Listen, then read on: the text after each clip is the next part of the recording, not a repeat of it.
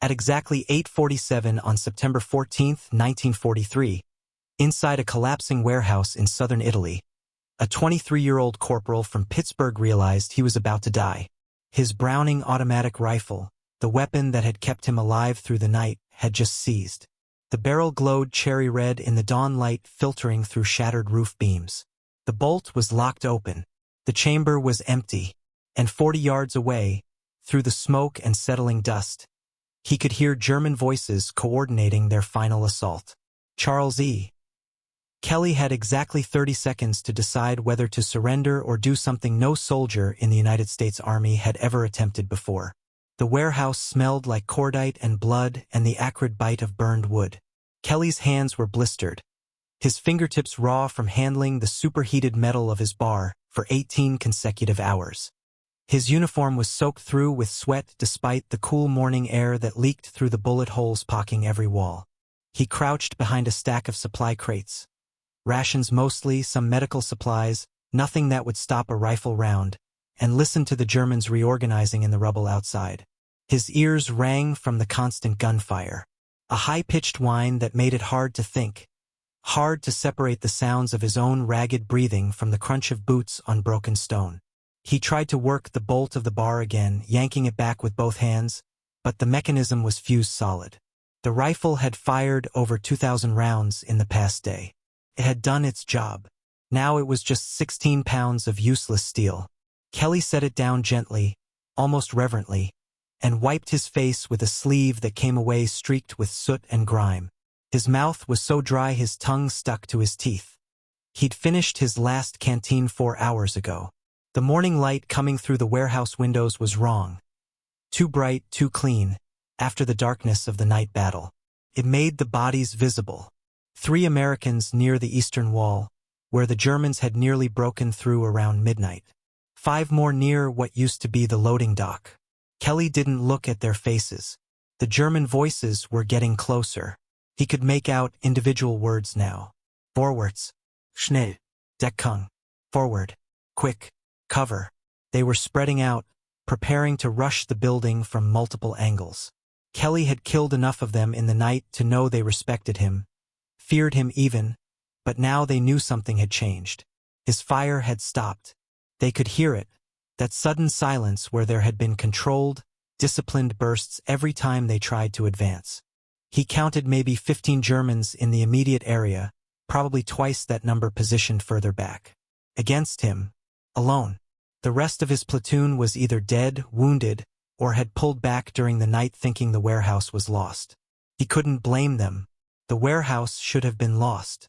It was nothing but a supply point, a glorified storage shed they'd occupied 2 days ago during the rapid push inland from Salerno. It had never been meant as a defensive position. No fields of fire, no fortification, surrounded on 3 sides by bombed-out buildings that gave the Germans perfect cover for approach. But Kelly had held it anyway. He'd held it because Lieutenant Morrison had told him to hold it, right before a German sniper put a round through Morrison's throat. He'd held it because the ammunition stored here was needed by the companies pushing east toward Naples. He'd held it because retreating meant letting the Germans retake this ground, and Kelly had fought too hard for this ground already.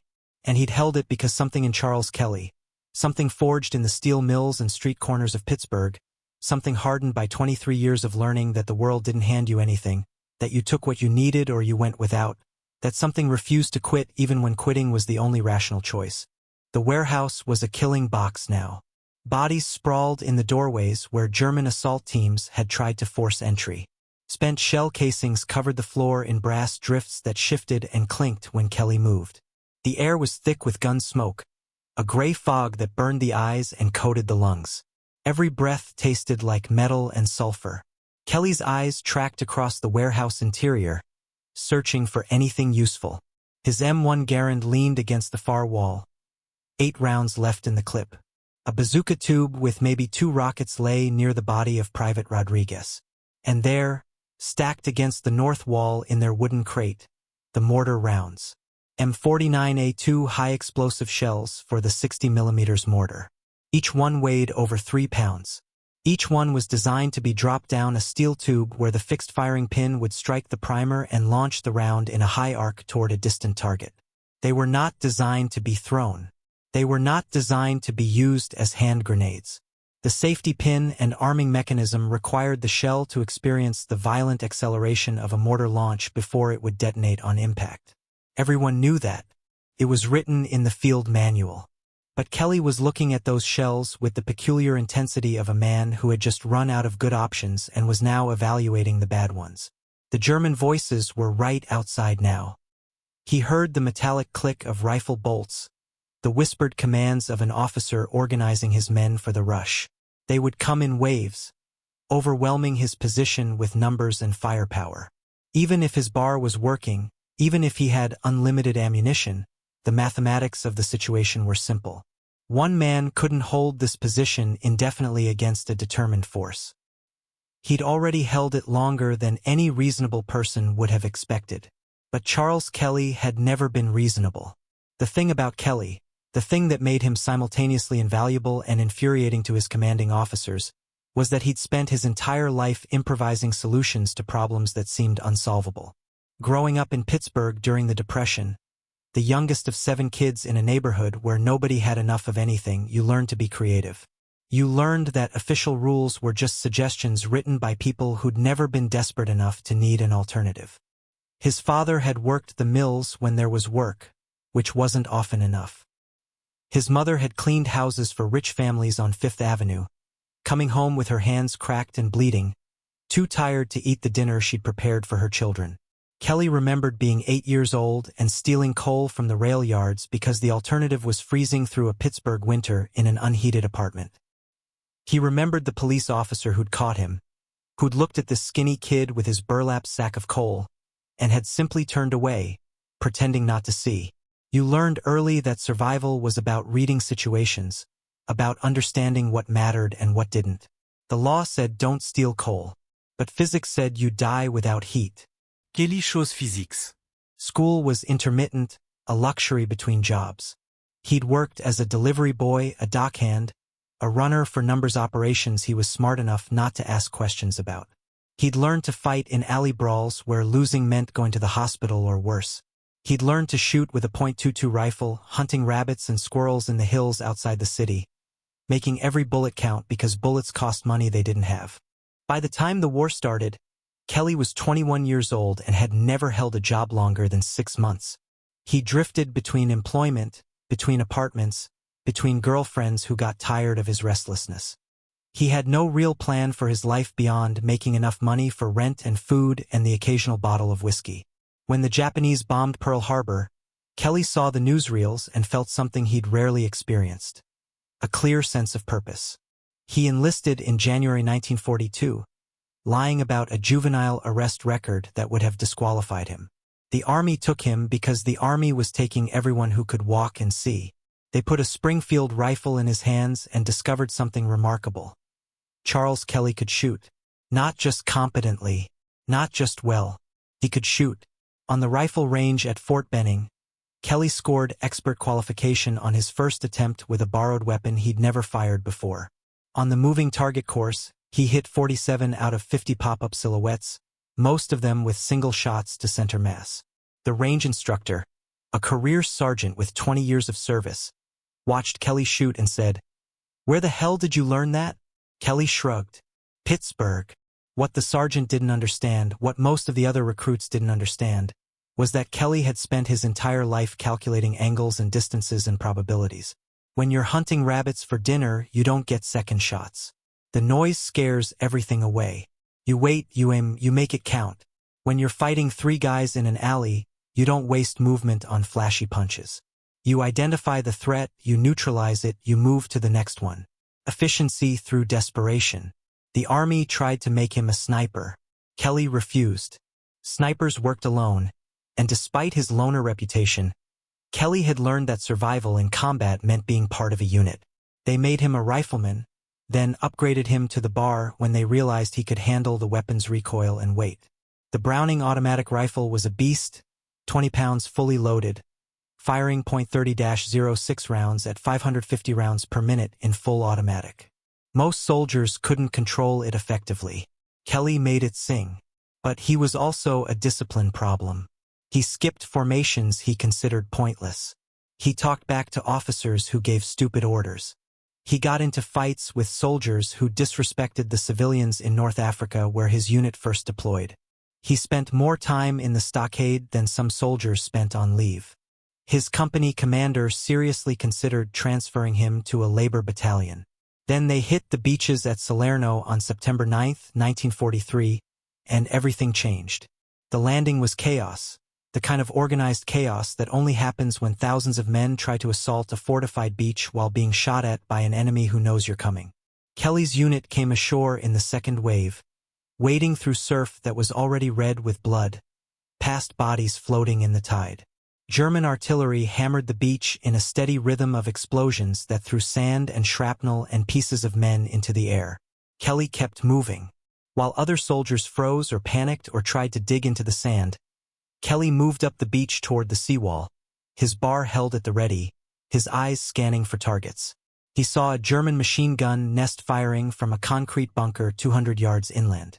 The gun was chewing up soldiers on the beach, sweeping back and forth in methodical arcs of death. Kelly dropped behind a destroyed landing craft, propped the bar on the hull, and put 15 rounds through the bunker's firing slit in 3 controlled bursts. The machine gun went silent. His platoon sergeant, a veteran of North Africa named Kowalski, watched this happen and immediately attached himself to Kelly's hip. "You stay near me," Kowalski said. "You keep doing exactly what you just did." For 5 days, Kelly and his platoon fought inland from the beach. The Germans contested every mile, every road, every bombed-out village. This wasn't the clean warfare of the history books. This was ugly, intimate killing at ranges where you could see the faces of the men trying to kill you. Kelly learned that combat was mostly terror punctuated by brief moments of pure clarity where training and instinct took over and your body did things your conscious mind couldn't process fast enough to control. On September 13th, Kelly's platoon was tasked with securing a crossroads near a town called Altivilla. The area was crucial for supply lines, hold it, and American vehicles could move freely toward Naples. Lose it, and the advance stalled. They reached the crossroads at dusk and immediately came under fire from German positions in the surrounding hills. Kelly's platoon found cover in and around several buildings, including the warehouse. It was stone construction, maybe 80 feet long and 40 wide, with a corrugated metal roof that leaked in a dozen places. Inside were stacked crates of supplies: ammunition, rations, medical gear, spare parts. Outside were the Germans. The attack started just after dark.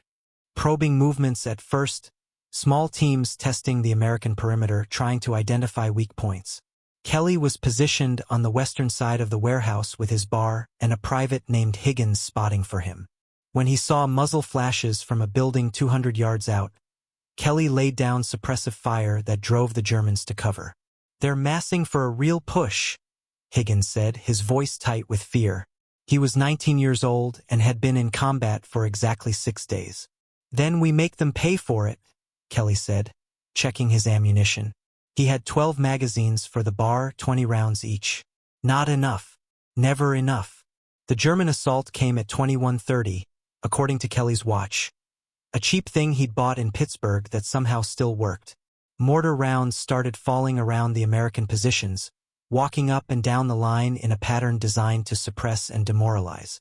Then the infantry came, moving in squad rushes, using the cover of darkness and smoke to close the distance. Kelly opened fire in short, controlled bursts. 3 rounds for rounds, never more than 6 before shifting targets. The bar's muzzle flash was blinding in the darkness, ruining his night vision. But he fired by sound and movement, by the shadows that moved against the stars. Germans fell. Others kept coming. "Machine gun!" Higgins screamed, pointing to the northeast where a German MG-42 had opened up, its rate of fire so high it sounded like ripping cloth. The gun was tearing apart the American position near the crossroads, and Kelly could see soldiers falling, scrambling for cover that didn't exist. Lieutenant Morrison appeared at Kelly's side, his face streaked with dirt. "Kelly, take that gun out." "Yes, sir," Kelly said. And before Morrison could tell him to be careful or to take backup, Kelly was moving. He burst from the warehouse at a dead run, angling toward a destroyed truck that would give him an approach to the German position. Bullets cracked past his head. Supersonic snaps that meant someone was shooting at him specifically, but Kelly had learned in his first firefight that you couldn't think about the bullets. Think about them and you'd freeze. Just move. Just react. He reached the truck and immediately saw the problem. The MG-42 was positioned behind a low stone wall, perfect cover, with at least 4 soldiers supporting it. A frontal assault was suicide, so Kelly flanked left, moving through rubble and debris, staying low, using every bit of cover available.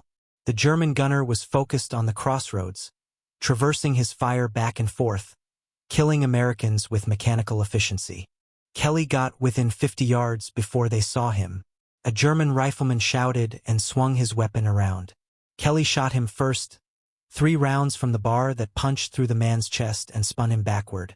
Then he was firing at the machine gun position, sweeping the bar left to right, putting rounds through the stone wall, through the gun shield, through the bodies of the Germans trying to return fire. The MG-42 went silent. Kelly saw one German trying to crawl away and put a single round through his leg. Not to kill, but to wound, because wounded soldiers screamed and screaming soldiers demoralized their comrades. It was brutal mathematics. It was how you won. He made it back to the warehouse breathing hard, his hands shaking from adrenaline. Morrison clapped him on the shoulder. Outstanding. Absolutely. The crack of a rifle interrupted him. Morrison's eyes went wide, his hand going to his throat where blood suddenly poured between his fingers. He fell backward, and Kelly caught him, lowering him to the ground, but there was nothing to be done. The lieutenant died in maybe 15 seconds, drowning in his own blood, his eyes locked on Kelly's face. "Sniper!" someone shouted, and everyone scattered for cover. Sergeant Kowalski took command. "Kelly, you're on the warehouse. Hold that position with anyone who can still fight." The battle continued through the night.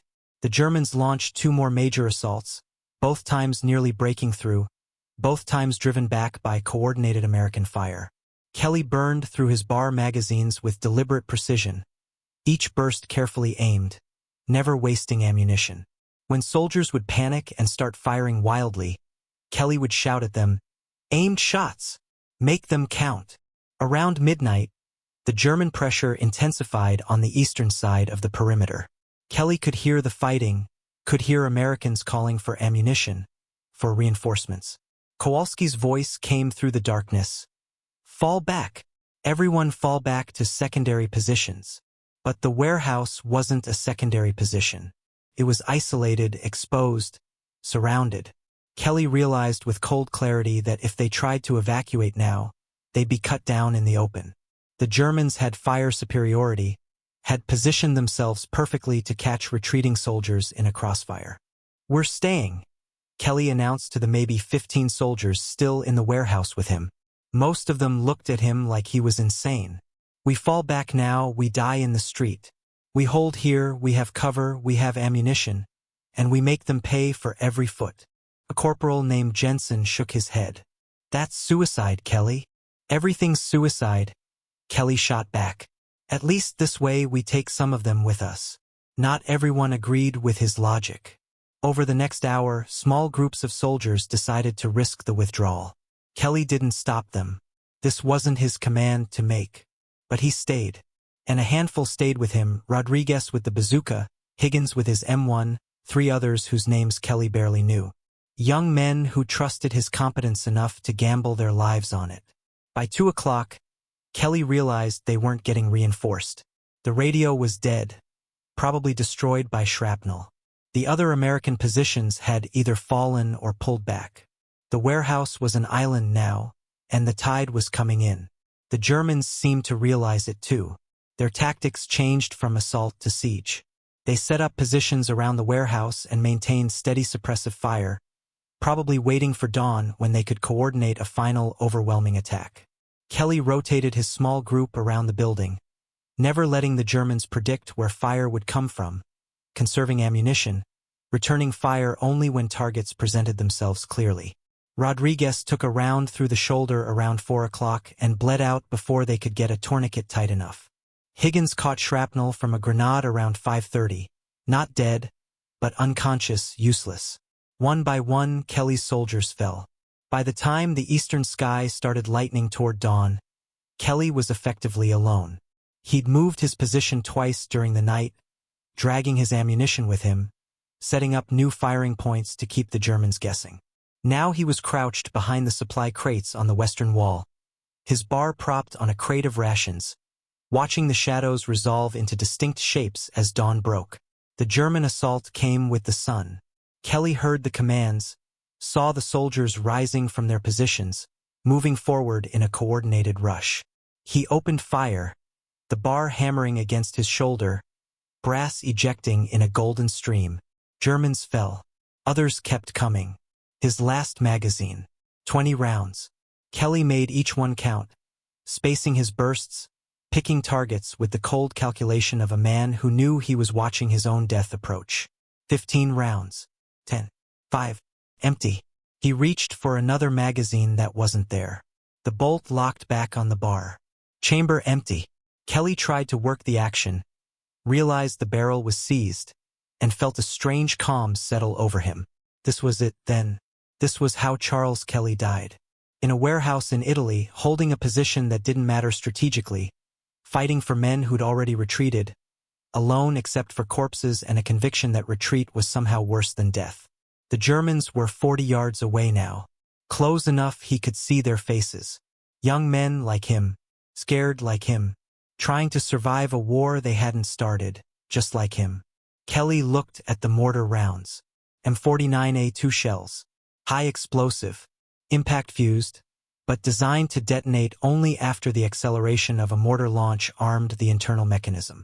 Throwing them by hand shouldn't work. The safety design prevented premature detonation. Every piece of official army training said these shells were useless without the mortar tube. But Kelly had grown up stealing coal because the law said theft was wrong, but physics said you'd freeze without heat. And right now, physics said those shells contained explosive material. Physics said if he could somehow trigger the fuse mechanism, they'd detonate. Physics said desperate men who refused to quit sometimes found solutions that professionals insisted were impossible. He grabbed a shell, 3.5 pounds of steel and high explosive, found the safety pin, a small metal loop designed to prevent accidental arming. Pulled it. The pin came free with a metallic click that seemed impossibly loud in the moment. The Germans were 30 yards away, running now, rifles raised. Kelly could hear them shouting victory cries, thinking this position was finally theirs. He stood, exposed himself completely, drew his arm back, and threw the mortar round as hard as he could. The shell tumbled through the air, terrible aerodynamics rotating unpredictably, and hit the ground 20 yards from the warehouse, right in the middle of the German assault line. The explosion was enormous. A white-hot flash followed by a pressure wave Kelly felt in his chest even from that distance. Shrapnel scythed through the German formation, and suddenly men were falling, screaming, scrambling for cover that didn't exist. The shock of the explosion, the complete impossibility of what had just happened, froze everyone for maybe 2 seconds.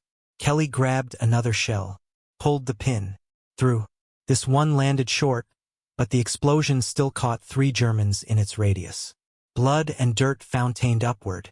The German assault broke apart, soldiers diving for cover, their momentum shattered by the realization that this impossible American was somehow throwing mortar rounds like grenades and making them detonate. Kelly threw 4 more shells in rapid succession. His shoulder was screaming from the weight and the throwing motion. His hands were bleeding where the rough steel casings had torn skin. But the Germans were retreating now, pulling back in disorder, dragging their wounded, leaving their dead. The warehouse fell silent except for the ringing in Kelly's ears and his own ragged breathing. He stood among the supply crates, surrounded by empty shell casings and blood and the bodies of men who'd trusted him to keep them alive and whom he'd failed. His hands were shaking violently now, the adrenaline draining away and leaving behind a bone-deep exhaustion that made it hard to stand. But the Germans weren't done. Kelly could see them regrouping 200 yards out, their officers organizing them for another attempt. They'd learned now. They'd adjust tactics. Come from multiple angles.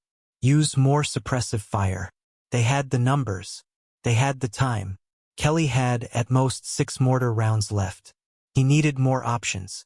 The M1 Garand was still functional, 8 rounds in the clip.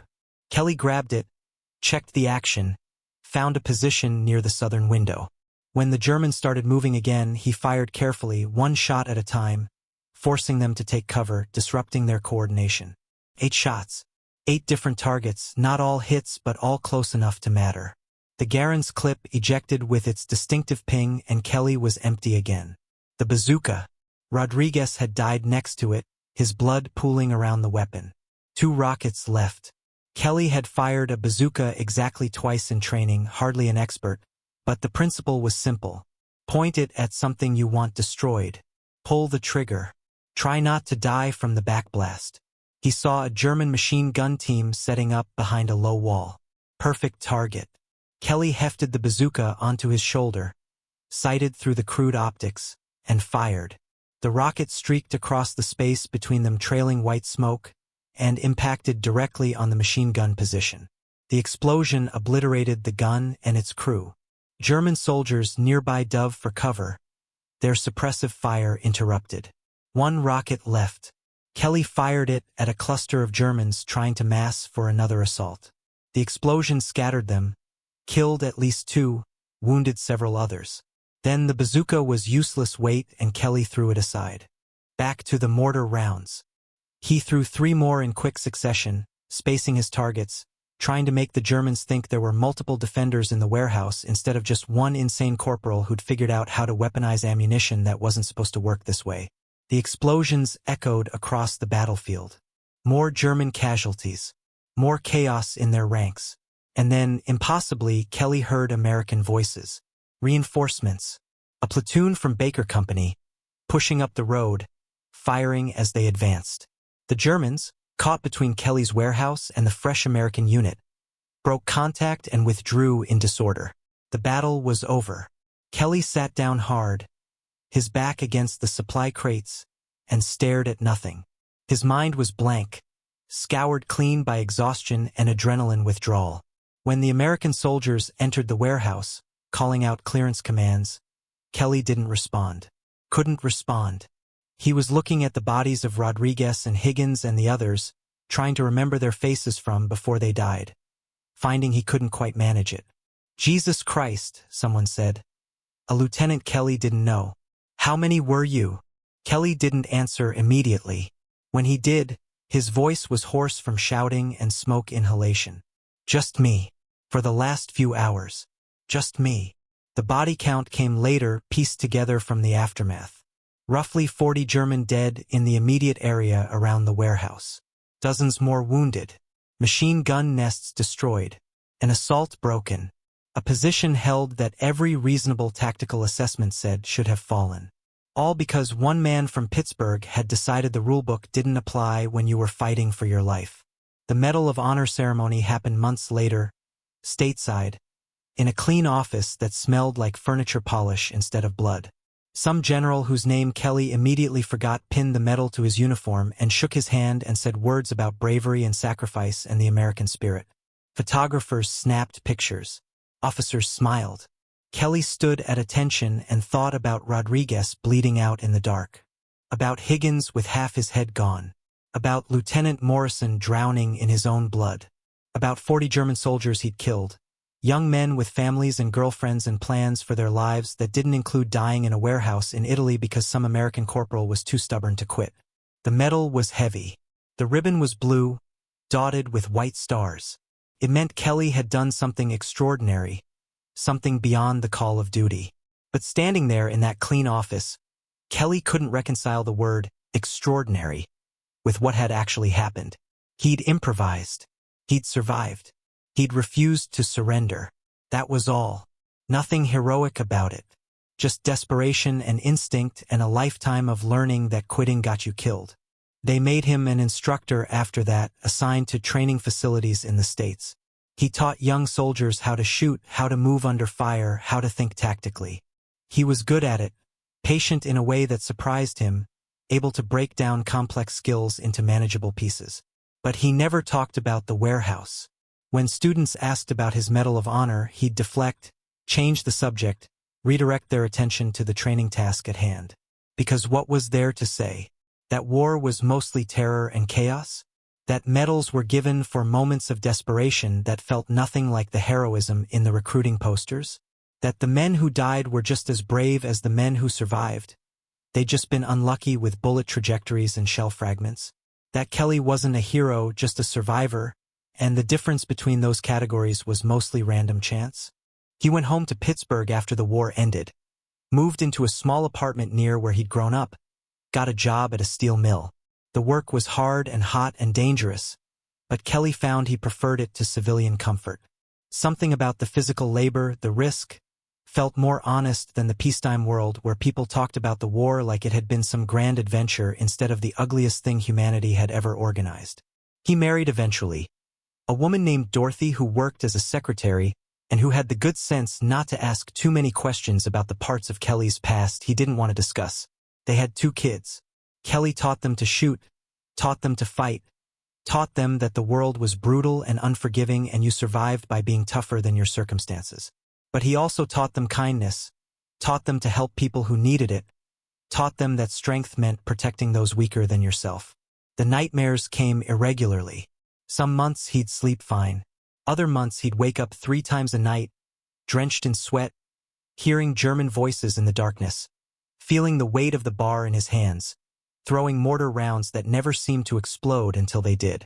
Dorothy would hold him during those episodes, wouldn't ask him to explain, would just wait until the shaking stopped and his breathing normalized. Kelly lived to be 74 years old. He died of a heart attack in 1994, sitting in his favorite chair, watching a Pirates game on television.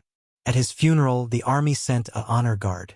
They folded the flag with precise ceremony and presented it to Dorothy. A young soldier read a citation describing Kelly's actions on September 14, 1943. Dorothy listened and thought about the man she'd married. Quiet, competent, haunted by things he'd never fully shared, and realized she'd only ever known one part of Charles Kelly. The rest had stayed in that warehouse in Italy, where a 23-year-old corporal had learned that survival sometimes required breaking every rule and that heroism looked nothing like the stories suggested. The warehouse itself was demolished years after the war, replaced by a commercial building, then that building replaced by something else. The ground where men fought and died became ordinary again, absorbed into the mundane flow of peacetime civilization. No marker commemorated the battle. No plaque explained what happened there. Just Kelly's Medal of Honor citation in the military archives, and the memories of a few old men who understood that war was mostly about young men making impossible decisions in impossible situations and living with the consequences forever. But the story persisted. In military training academies, instructors still tell the story of Commando Kelly, the soldier who threw mortar rounds like grenades. It's become legend, almost myth, the kind of story that seems too wild to be true. Soldiers debate whether it actually happened, whether the physics would work, whether one man could really hold a position against such odds. The answer, documented in official reports and eyewitness accounts and the sober language of Medal of Honor citations, is yes. It happened. Charles Kelly, Corporal, United States Army, Pittsburgh, Pennsylvania, held a warehouse in Italy for 18 hours against overwhelming odds, improvised weapons that shouldn't have worked, killed approximately 40 enemy soldiers, and refused to surrender even when surrender was the only rational choice. Because some men, shaped by circumstances and character and a stubborn refusal to accept defeat, simply don't know how to quit. And sometimes, in the worst moments of the worst war in human history, that stubbornness makes all the difference. The mortar rounds shouldn't have worked. Kelly shouldn't have survived. The Germans shouldn't have retreated. But all of those things happened anyway, because war is chaos and chaos occasionally produces outcomes that seem impossible right up until they become inevitable.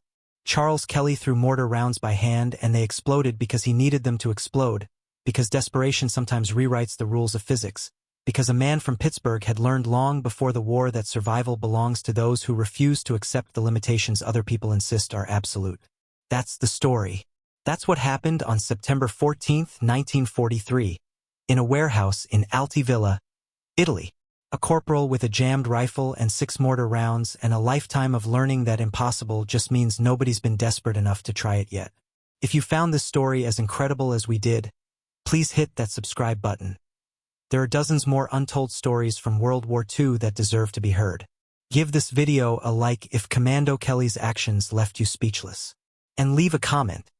Do you think Kelly's improvisation was brilliant tactical thinking or pure desperation? What would you have done in his position? We read every comment and we'd love to hear your thoughts on one of the most audacious acts of individual combat in military history.